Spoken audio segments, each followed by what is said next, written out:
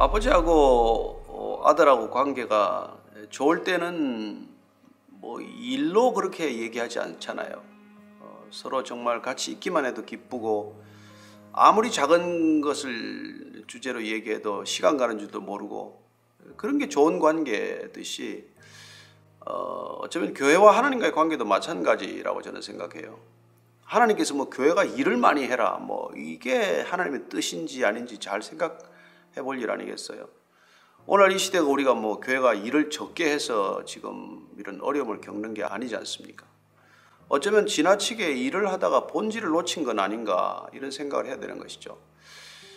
예수님께서는 제자가 되는 길을 세 가지로 가르쳐 주셨습니다. 내 말이 너희 안에 거하면 참내 제자가 될 것이다, 이렇게 말씀을 하셨죠. 또 하나는 너희가 서로 사랑하면 세상 모든 사람들이 너희가 내 제자인 줄 알 것이다. 또 열매를 많이 맺으라고 그러셨어요. 자, 이게 제자가 되는 건데, 교회란 제자 공동체예요.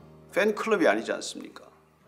따라서 하나님이 원하시는 교회가 된다는 것은 무슨 뭐 일을 많이 하고 세상이 뭐 눈에 두드러지게 뭘 업적을 만들고 무슨 건물을 짓고 무슨 프로그램을 많이 만들고 이런 게 아니라는 걸 우리가 한 번 더 깊이 생각했으면 해요.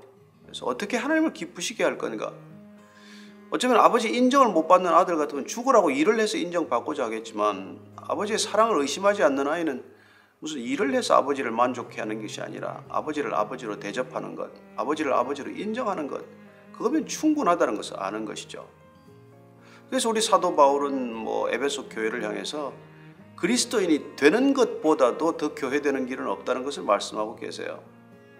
그리스도인이 그리스도인답게 사는 것보다도 더 좋은 교회는 없다는 것이죠. 그래서 사도 바울은 그 감옥에서 에베소 교회를 위해서 기도하는 게 뭐 그런 기도예요.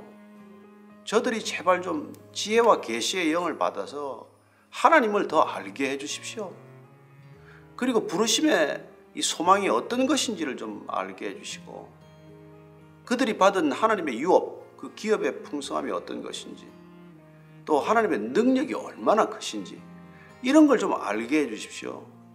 그리하여 서로 사랑하고 한 믿음 한 성령 안에서 참된 교회가 될 때 그게 세상에 충격을 주는 것이지, 뭐 세상 사람들 다 할 수 있는 일 하는 게 무슨 충격이 되겠어요? 여러분, 우리가 세상보다 무슨 일을 더 많이 할 수 있고 더 무슨 일을 더 전문적으로 할 수 있으며 우리가 무슨 일을 세상보다도 더 큰 일을 할 수 있겠어요? 여러분, 하나님이 말하는 큰 일이란 정말 서로 사랑하는 일이죠. 세상이 절대로 못하는 일, 그건 용서하고 사랑하는 일 아니겠어요? 그렇습니다. 우리는 서로 사랑하고 서로 용서하도록 부르심을 받은 존재입니다. 따라서 우리는 정말 힘들지만, 어렵고 정말 힘들지만, 그래도 우리는 용서하고 또 용서하고 사랑하고 또 사랑하는 그런 참된 교회가 되기를 축복합니다. 그러면 이 시대도 동일하게 하나님이 기뻐하실 거예요. 세상도 기뻐할걸요. 세상도 궁금할걸요.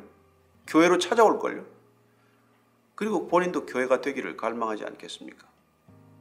그런 제목으로 한번 기도하십시다.